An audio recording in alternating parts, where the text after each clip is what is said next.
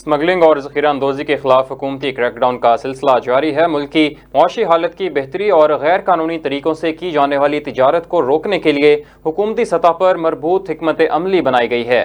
اس حوالے سے ستمبر 2023 سے حکومتی احکامات کے تحت ملک بھر میں اسمگلرز اور ذخیرہ اندوزوں کے خلاف آپریشن کا آغاز کیا گیا۔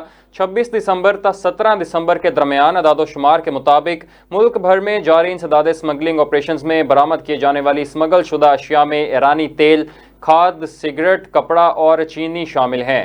انسداد اسمگلنگ آپریشنز میں ذخیرہ اندوزی کے خلاف بھی کریک ڈاؤن جاری ہے، جس میں کھاد، آٹا اور چینی برآمد کر لی گئی۔ اس حوالے سے ملک بھر سے کل 5.90 میٹرک ٹن چینی، 124.29 میٹرک ٹن کھاد، 14,928 سگریٹس کے سٹاک اور 469 کپڑے کے تھان اور 0.06 ملین لیٹر ایرانی تیل برآمد کیا گیا۔